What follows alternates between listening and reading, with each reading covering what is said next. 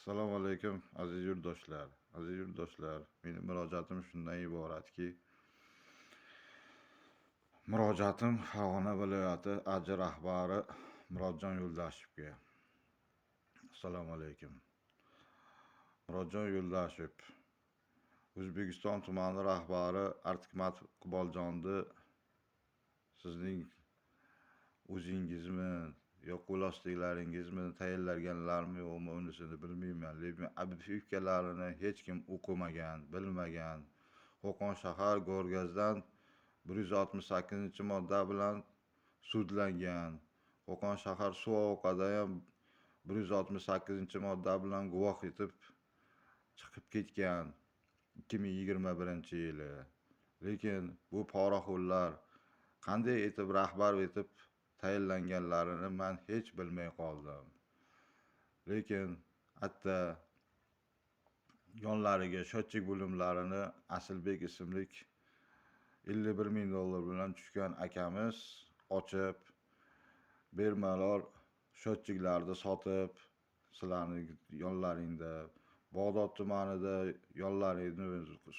Bag'dod tumani So'g'oqa yonida budkalarni ochib bemalol foydalanib yotishibdi.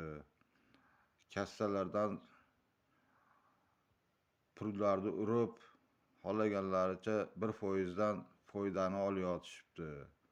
Lekin sudda hech qanday So'g'oqaga qaratilmasin, bu odam tizimiga kirmasin degan buyruqlarini inobatga olmasdan bemalol ichkarida 3D printerlarni budkalarga ochib, odamlarga xizmat ko'rsatib yotishibdi.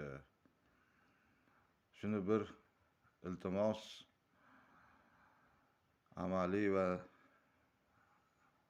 manfiy qarashingizni so'raymiz. Lekin sudlangan odam rahbar bo'lib tayinlanganiga men hech boshim qotib qoldi. Shunga menga ijobiy xalqi berishingizni so'rayman. Lekin bemalol pulni urib,